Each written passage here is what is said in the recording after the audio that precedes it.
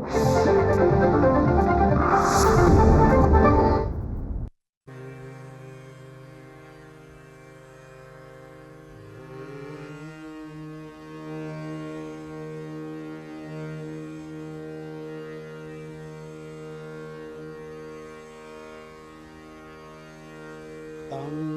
भवललाट नयनाम्बुजाधिकं तं भवललाट नयनाम्बुजाधिकं नगसूनु प्रणयकी समुद्भवम् नगसूनु प्रणयकी समुद्भवं सरसकृत तिलक पंकानुलेपनं प्रणमामि कामदेहीं धनानलं कामिजन नयन हृदयाभिनन्दिनं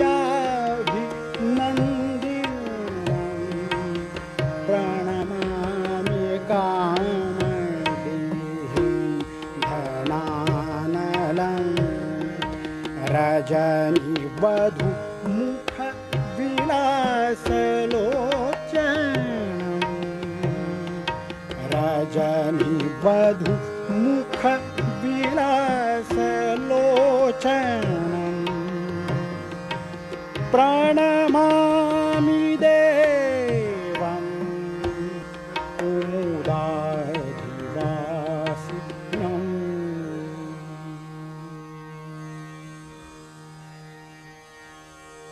नमस्कार.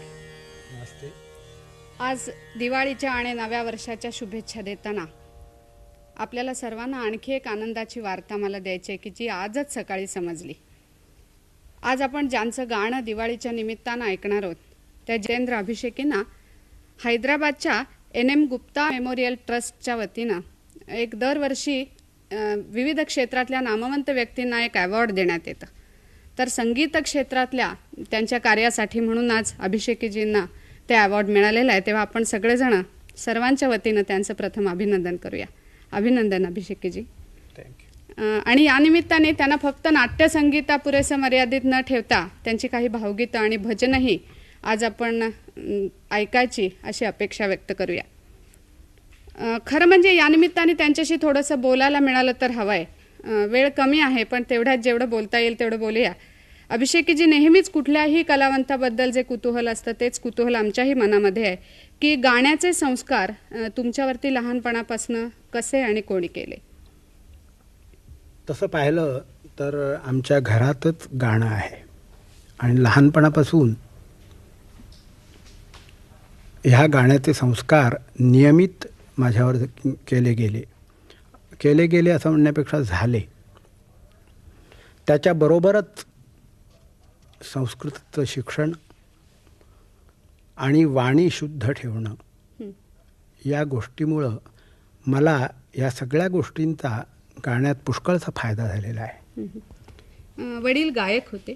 माझे वडील कीर्तनकार होते, परंतु ते चांगलं गात असत. त्यांचा आवाज माझ्यापेक्षा चांगला होता. नाही, विचारलं एवढ्यासाठी की कीर्तनकार होते याचा अर्थ त्यांच्या गाण्यातलं नाट्यही तुमच्या गाण्यामध्ये आपोआपच आलं असणार. आता तुम्ही म्हणता तर ठीक आहे. शास्त्रीय संगीत आणि नाट्यसंगीत या दोन्हीचेही संस्कार त्यांनीच तुमच्यावरती केले? त्याच्यानंतर वडिलांनी मला प्राथमिक शिकवलं. नंतर मी जगन्नाथबुवा पुरोहितांच्याकडे आलो आणि तिथून माझ्यावर खरे शास्त्रीय संगीताचे संस्कार घडत गेले. त्याच्यानंतर मी खासाहेब अजमत हुसेन खा यांच्याजवळ शिकलो, गुलूभाई जसदनवाला यांच्याकडे शिकलो, बऱ्याच लोकांच्याकडे शिकलो. नाट्यसंगीताचं काही वेगळं शिक्षण घेतलं होतं? नाट्यसंगीताचं शिक्षण असं घ्यावं लागतं असं मला वाटत नाही. कोणतंही गाणं हे नाट्यमय करणं ही जशी नाट्यसंगीतात अपेक्षा असते तशीच शास्त्रीय संगीतातही असते.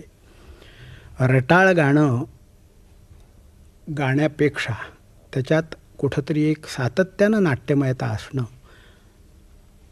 हे गाणाऱ्याची आवश्यकता आहे असं मला वाटतं. आपण तुमच्या आवडत्या नाट्यगीतानं सुरुवात करूया. हो, कोणतं म्हणणं? प्रेमसेवा शरण.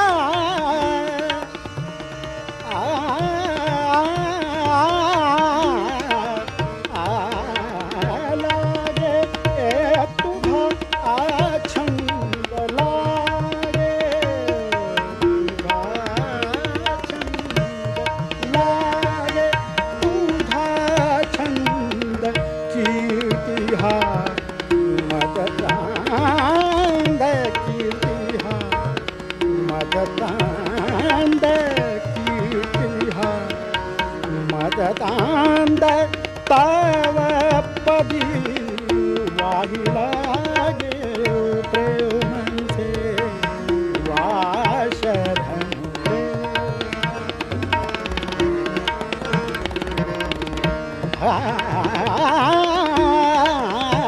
शरण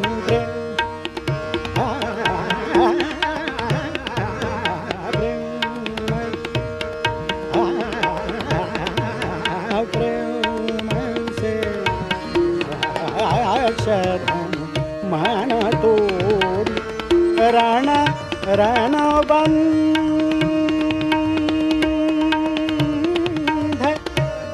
बंध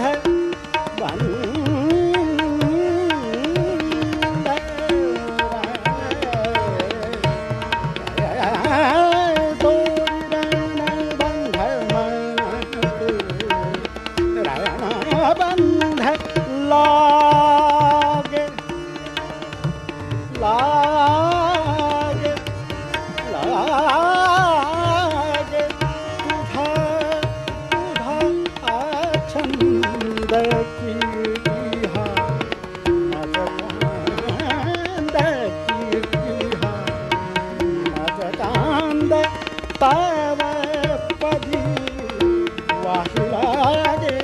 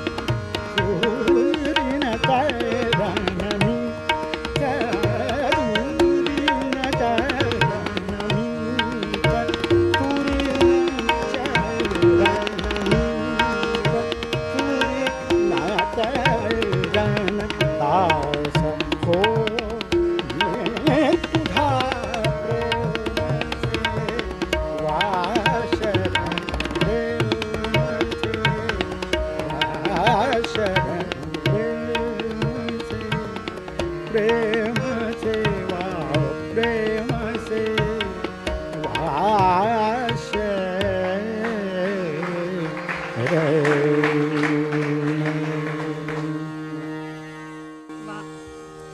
हे गाणं ऐकून स्मरण झालं ते तुम्ही संगीत दिलेल्या नाटकांचं.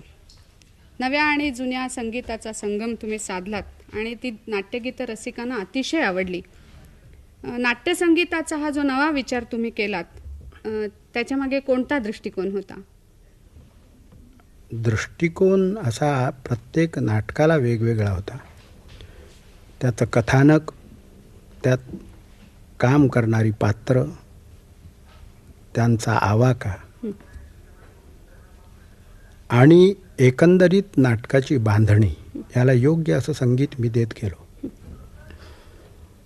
त्याच्यात कधीही पुनरावृत्ती होणार नाही याकडे पुष्कळचं लक्ष दिलं आणि बराचसा फापट पसारा कमी केला.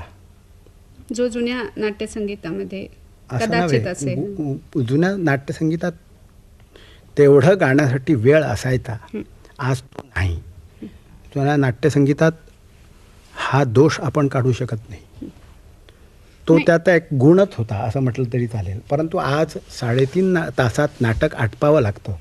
या दृष्टीनं पाहिलं असता चुस्त अशी संगीत रचना करणं आणि लोकांच्या पर्यंत पेश करणं पात्रांच्या तोंडातनं हे आवश्यक होऊन गेलेलं आहे असं मला वाटतं. तुमची मत्स्यगंधाची गाणी तर खूपच गाजली, पण आत्ता मला आठवण झाली ती तुमच्या ययाती देवयानीमधल्या एका अतिशय उत्कट अशा प्रेमगीताची. त्या गीताचं वैशिष्ट्य असं आहे की शब्द आणि सूर यांचा जणू समसमा संयोग झाला आहे त्या गाण्यामध्ये. गाणं बहुधा एव्हाना तुमच्या लक्षात आलं असेल, हे सुरांनो चंद्रभा. हे गाणं स्त्री भूमिकेसाठी म्हणून मी रचना केली होती याची. आता मला म्हणावं लागतंय. ठीक आहे, पण आपण ते फार सुंदर म्हणता.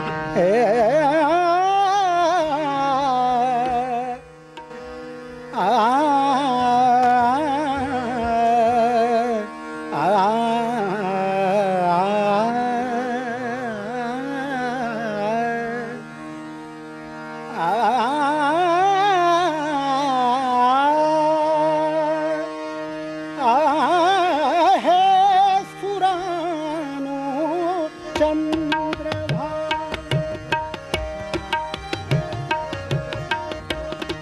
वाहे सुरानो चंद्रभा चांदण्याचे कोश माझ्या चांदण्याचे कोश माझ्या प्रियकराला पोचवा हे सुरानो चंद्रभा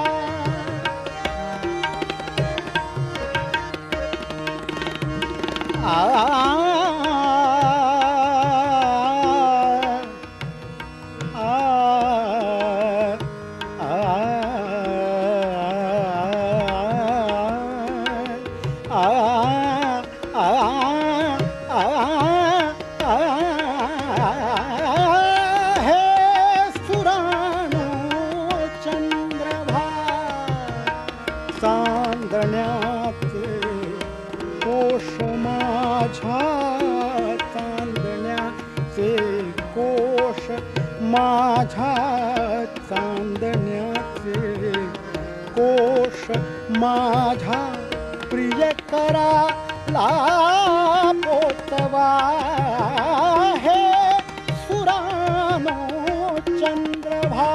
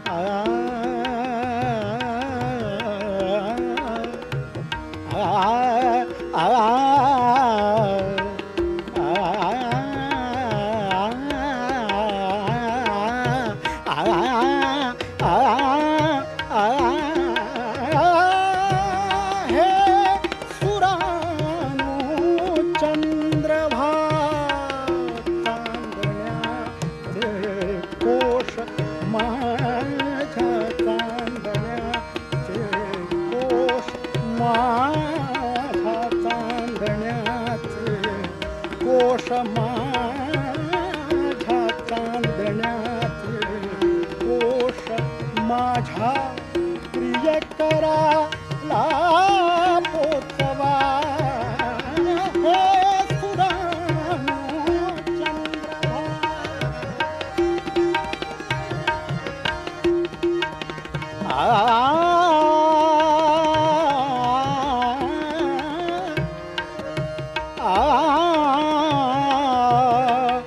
वाट एकाकी तमाची वाट एकाकी तमाची वाट एकाकी तमाची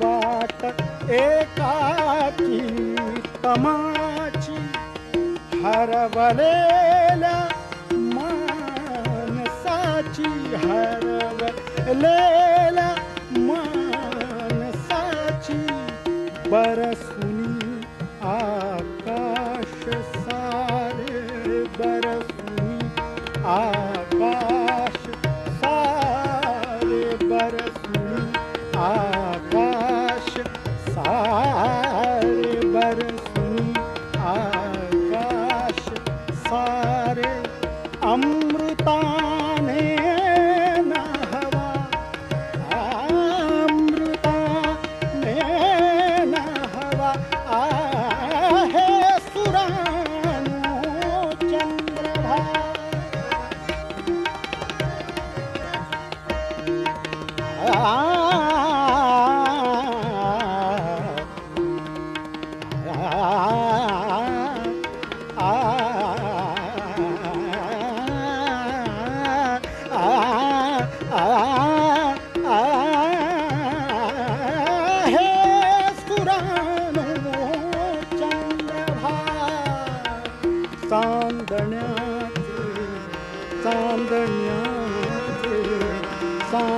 चांदण्याचे कोश माझा चांदण्याचे कोश माझा प्रियकराला पोचवा हे सुरानो चंद्रभा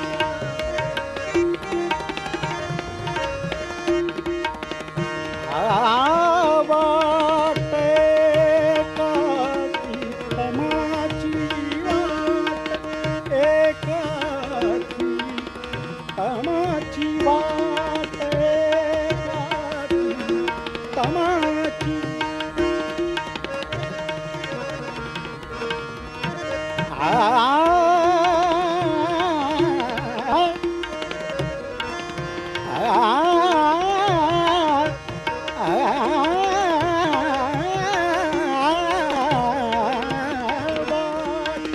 एकाठी तमाची हरवलेल्या मानसाची हरवलेल्या मानसाची बरसली आकाश सारे बरसली आकाश सारे बरसली आकाश सारे अमृताने नहावा हे सुरानो चंद्रभा हे सुरानो चंद्रभा सुरानो चंद्रभा चांदण्याचे चांदण्याचे चांदण्याचे कोश माझा चांदण्याचे कोश माझा प्रियकराला पोचवा हे सुरानो चंद्रभा.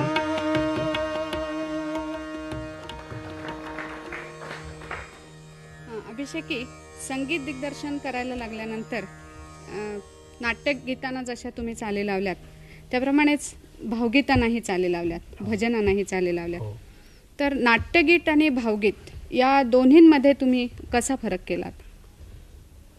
भावगीत या शब्दाचा अर्थ त्या शब्दातच आहे.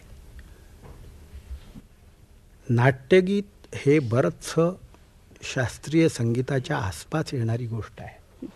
यातलं काव्यसुद्धा पद म्हटलं जातं, त्याला काव्य म्हटलं जात नाही, पद म्हटलं जातं. आणि पद बांधणं म्हणतात.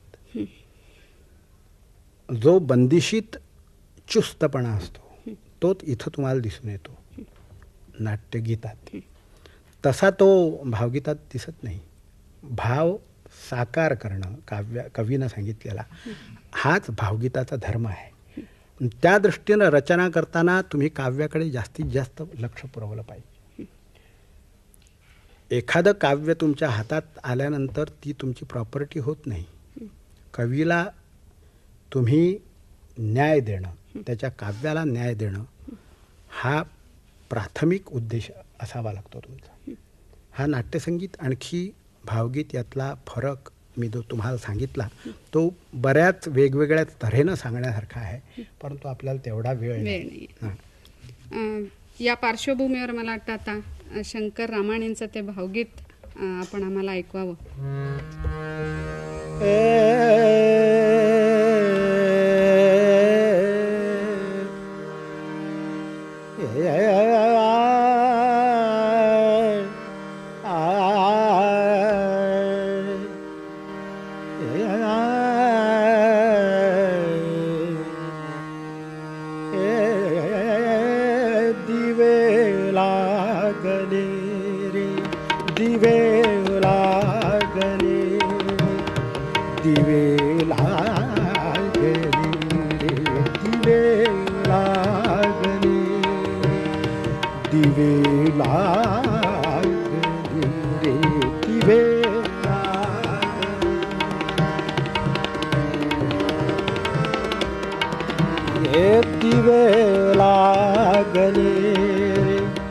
दिवे लागले रे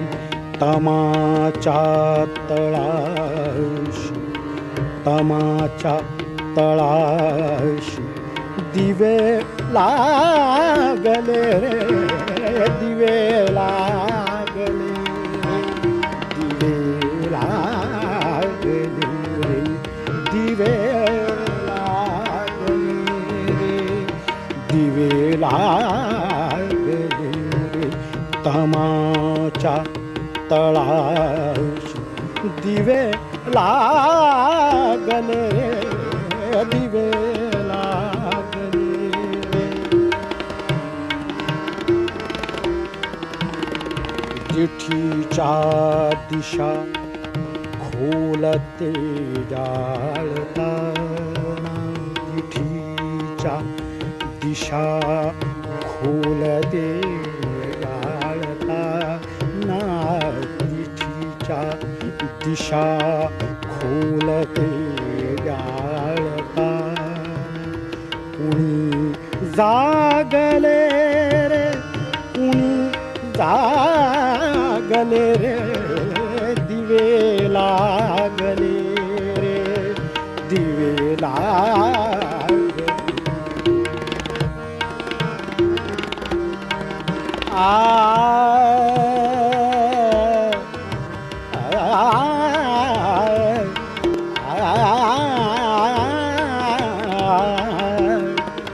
लागले लागले रे दिवे लागले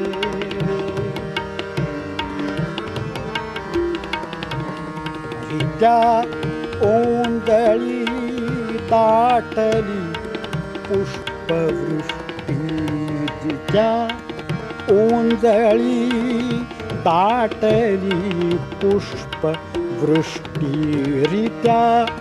ओंजळी दाटली पुष्पवृष्टी असे झाड पैलाळ पाणावले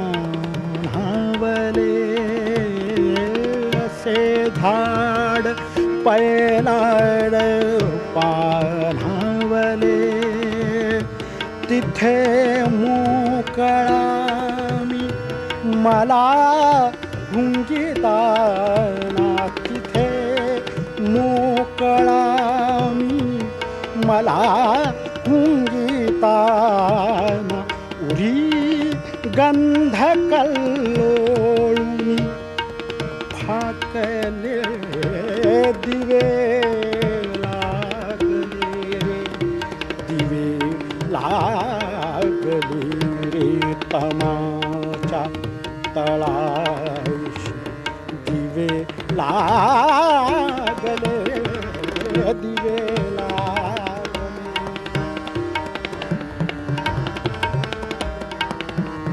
उभ्या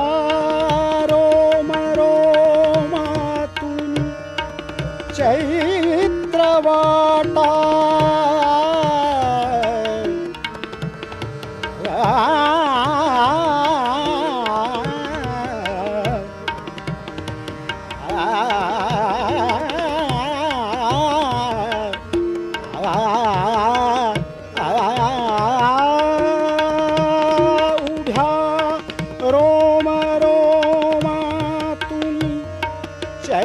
चैत्रवाटा उभ्या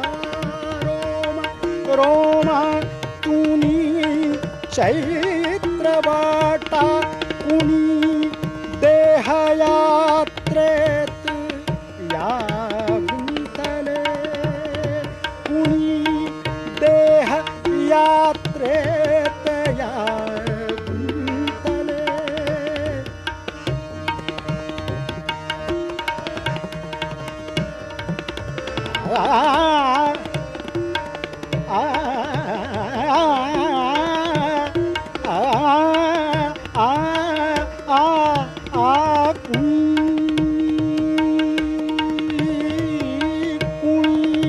देह यात्रेत या गुंतले आरक्त त्याच्या कृपेच्या कडा आरक्त त्याच्या कृपेच्या कडान उषस्सूत ओठात ओथंबले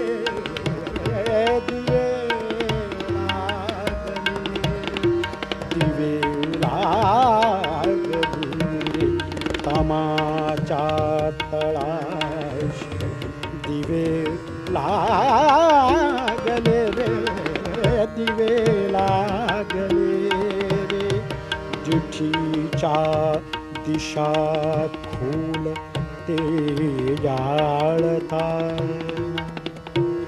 ते जाळता ते जाळता जिठीच्या दिशा फूल ते जाळता कुणी जागले रे कुणी जागले रे कुणी जागले रे कुणी जागले रे दिवे लागले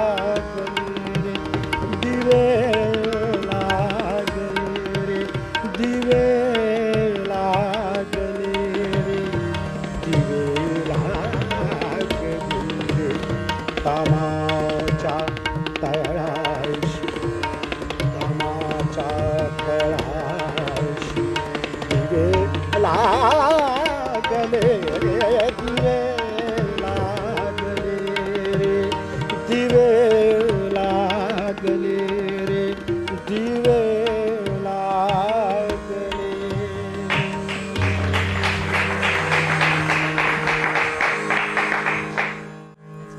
शंकर रामाणींचं हे गीत ऐकल्यावर गोव्याची आठवण झाली. आणि गोव्याची आठवण झाली की अपरिहार्यपणे जसा तिथला निसर्ग आठवतो, तिथला समुद्र आठवतो, तसं तिथल्या कवी बोरकरांची पण आठवण होती. जणू काही हे सगळं एकरूपच झालेलं आहे. बोरकरांचा तुमच्यावर खूप स्नेह होता. त्यांच्याही अनेक कवितांना तुम्ही चाली लावल्यात. स्नेह म्हणण्यापेक्षा लोभ होता, कारण मी त्यांच्यापेक्षा पुष्कळच लहान होतो. पण त्यांचा सगळ्या लहान मुलांच्या वरती पण लोभ होता, त्या अर्थाने मी स्नेह म्हटलं. तर त्यांच्याही कवितांना तुम्ही खूप चाली लावलेल्या. मी जवळजवळ 50-60 कवितांना कोकणी त्यांच्या चाली लावल्या होत्या. आणखी मराठी लावलेल्या आहेत. माझी एक रेकॉर्डही प्रसिद्ध आहे. बोरकरांचं काव्य मला स्वतःला आवडत असे. नेमकं कशामुळे? शब्द असे चालत चालत त्यांच्याकडे येत असत. ते असे मुद्दाम ओढून आणल्यासारखे कधीही मला वाटले नाहीत. त्याच्यात काही ठिकाणी क्लिष्टता होती, परंतु ही क्लिष्टता सुद्धा बोरकर आपल्या वापरानं इतकी सोपी करून दाखवत की काव्याच्या एखाद्या ओळीत एखादा क्लिष्ट शब्द आला तरी तो शब्द असा इथं हाच शब्द पाहिजे होता, दुसरा शब्द इथं असू शकणार नाही, अशी जी एक खुबी होती बोरकरांची, ती मला पुष्कळ आवडत असे. दुसरं म्हणजे ते आमचे गाववाले. त्याच्यामुळं लहानपणापासून त्यांचं काव्य वाचलेलं, गायलेलं. बोरकरांच्या कवितेत आणखी एक मला स्वतः बोरकर चांगले गात, म्हणजे त्यांच्या तऱ्हेनं. तर एखादं काव्य वाचल्यानंतर बोरकरांचं असं वाटत असे कुठंतरी की ह्यांना आधी चाल सुचली आणि मग काव्य सुचलं, का आधी काव्य सुचलं की मग चाल सुचली. म्हणजे अंतर्गत संगीत त्यांच्या त्याचा तुम्हाला जास्त शब्दातनं जाणवत असे. तुम्ही त्यांच्याकडे गेल्यानंतर ते कविता तुम्हाला वाचून दाखवत असत. हो, वाचून दाखवत असत आणि याचं काय करायचं ते तू कर असंही सांगत. असं पूर्ण स्वातंत्र्य तुम्हाला देत असत. मला वाटतं आता या पार्श्वभूमीवरती आपण एक बोरकरांचंच गीत ऐकावं, नाही का? नवीन आहे. बोरकरांनी हे त्यांच्या मरणापूर्वी 1 वर्षभर केलं होतं आधी.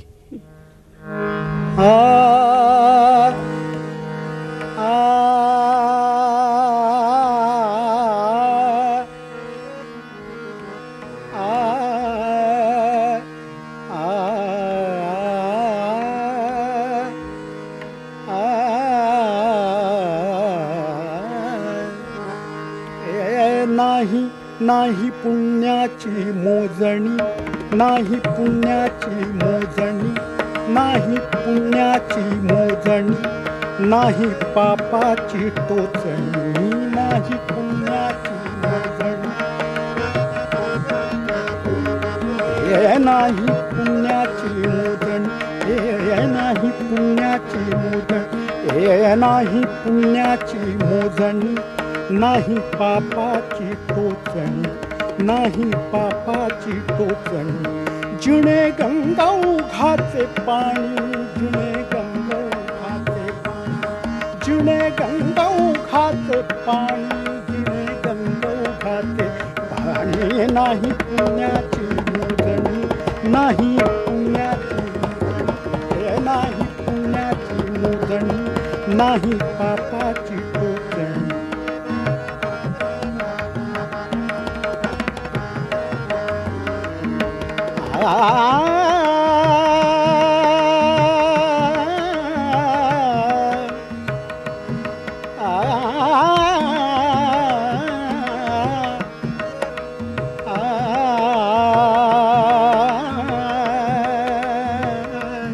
नाही पुण्याची मोजणी, नाही पापाची टोचणी, जिणे गंगाओघाचे पाणी, जिणे गंगाओघाचे पाणी, जिणे गंगाओघाचे पाणी, जिणे गंगाओघाचे पाणी, नाही पुण्याची मोजणी.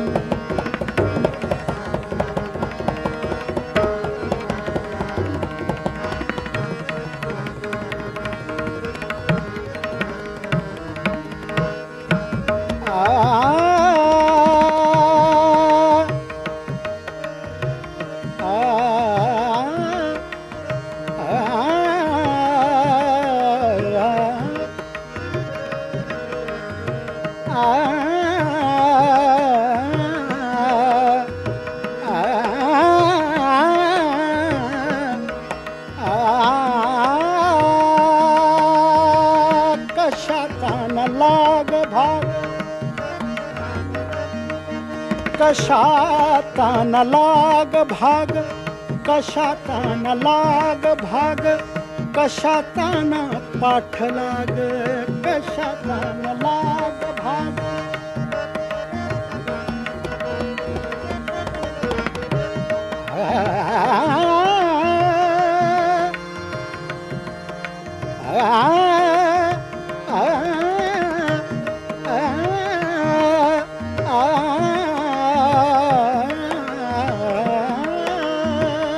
कशातान लाग भाग, कशातान लाग भाग, कशातान पाठ लाग, कशातान पाठ लाग, कशातान पाठ लाग, आम्ही आम्ही हो फुलांचे पराग, आम्ही हो फुलांचे पराग, आम्ही हो फुलांचे पराग, नाही पुण्याची मोजणी, नाही पुण्याची मोजणी, नाही पुण्याची मोजणी, नाही पापाची टोचणी, नाही पुण्याची मोजणी, नाही पापाची टोचणी, जिणे गंगाओघाचे पाणी, जिणे गंगाओघाचे पाणी, जिणे गंगाओघाचे पाणी,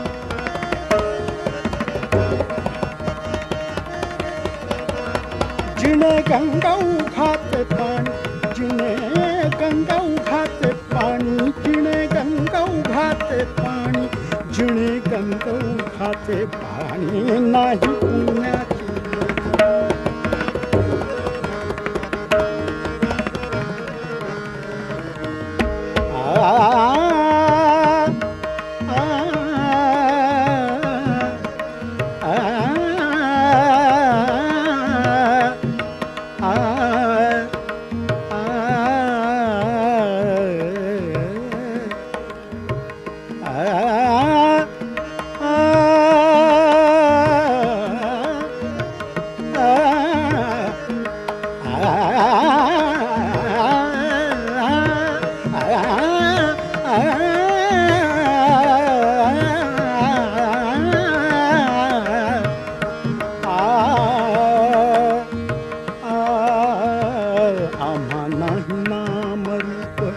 आम्हा नाही नाम रूप, आम्हा नाही नाम रूप,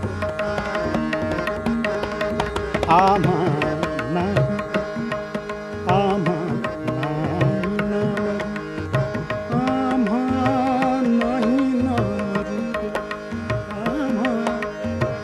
आम्हा नाही नाम रूप,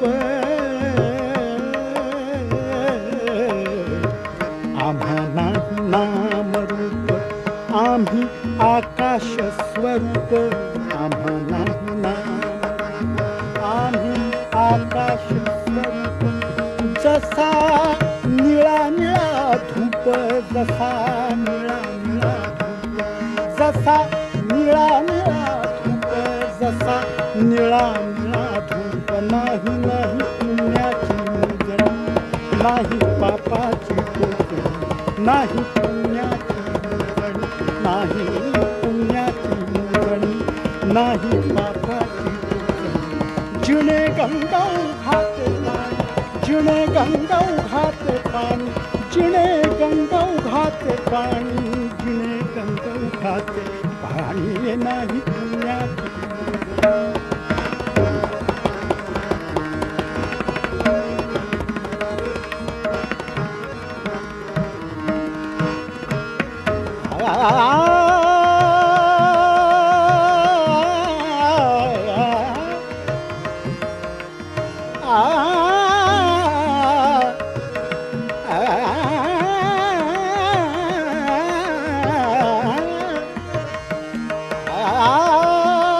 नाही पुण्याची मोजणी, नाही पापाची टोचणी, हे जिने गंगा घाते पाणी, जिने गंगा घाते पाणी,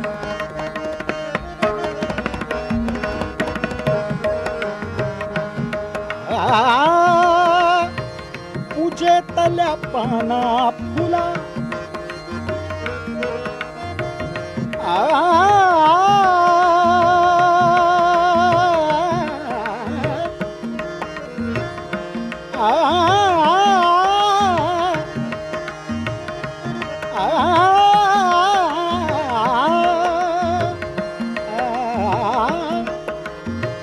पूजेतल्या पाना फुला, मृत्यू सर्वांग सोहळा, पूजेतल्या पाना फुला,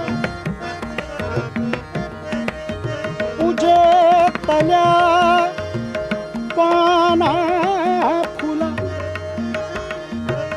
पाना फुला, पूजेतल्या पाना फुला, मृत्यू सर्वांग सोहळा, मृत्यू सर्वांग सोहळा, धन्य निर्माल्याची कळा, धन्य निर्माल्याची कळा, धन्य निर्माल्याची कळा, धन्य निर्माल्याची कळा, नाही नाही पुण्याची मुजणी, नाही पुण्याची मुजणी, नाही पापाची टोचणी, जिने गंगा घाते पाणी, जिने गंगा घाते पाणी, जिने गंगा घाते पाणी, जिने गंगा घाते पाणी, नाही पुण्याची मुजणी, नाही पुण्याची मुजणी, नाही पुण्याची मुजणी.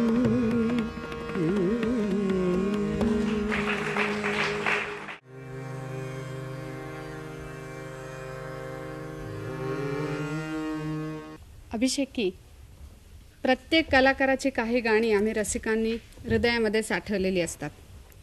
तसं तुमचं एक गाणं आता शेवटी ऐकूया. सर्वात्मका सर्वेश्वर.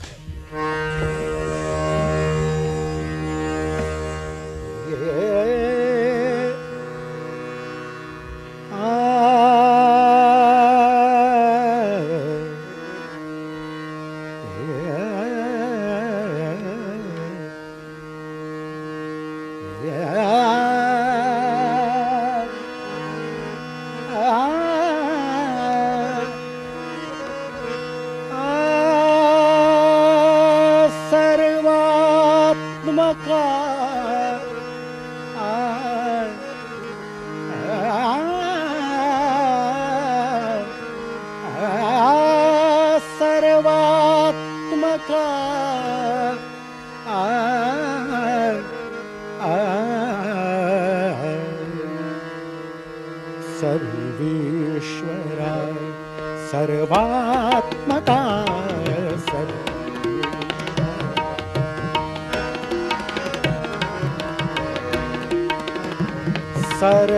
सर्वात्मका सर्वेश्वर सर्वात्मका सर्वेश्वरा सर्वात्मका सर्वेश्वरा गंगाधरा शिव सुंदरा गंगाधरा शिव सुंदरा जे जे जगी जगते तया जे जे जगी जगते तया माझे म्हणा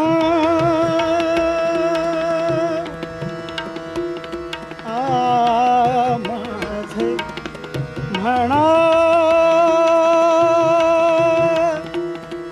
करुणा करा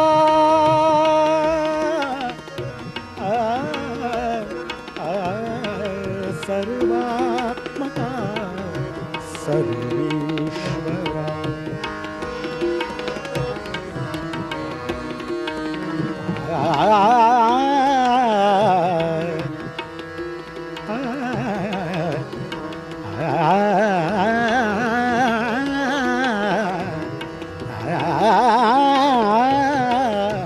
सर्वात्मका सर्वेश्वरा गंगाधरा शिव सुंदरा गंगाधरा शिव सुंदरा जे जे जगी जगते तया जे जे जगी जगते तया माझे म्हणा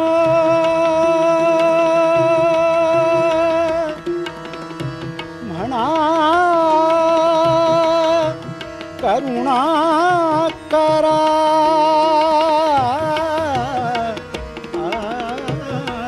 सर्वात्मका सर्वेश्वरा सर्वात्मका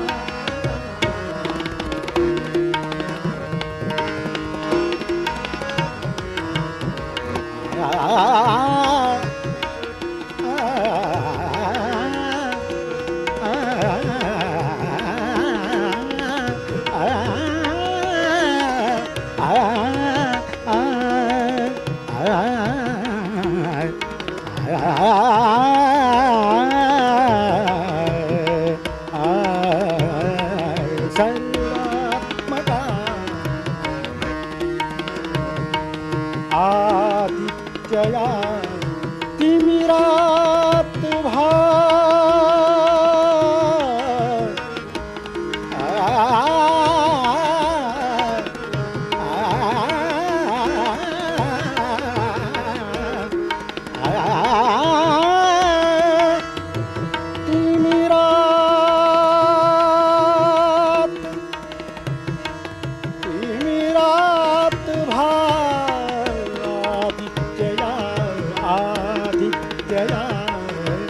आदित्यया तिमिरात भा ऋग्वेदया हृदयात भा ऋग्वेदया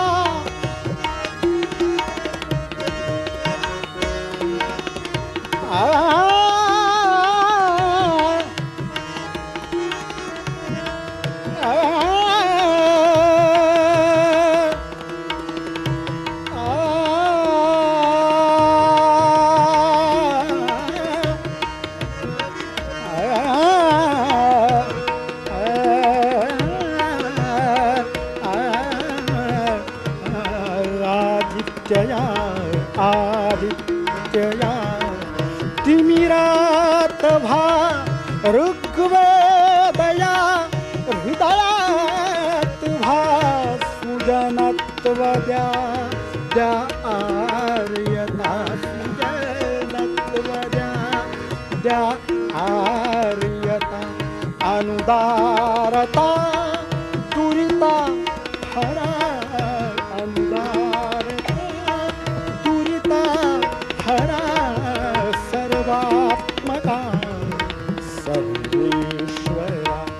सर्वात्मका सर्वेश्वरा गंगाधरा गंगाधरा गंगाधरा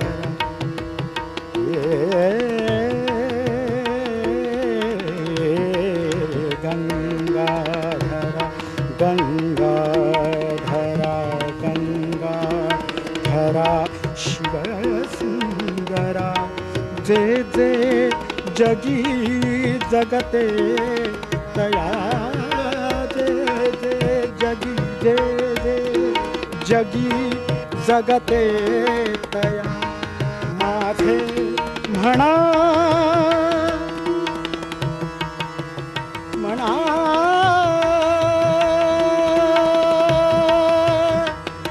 करुणा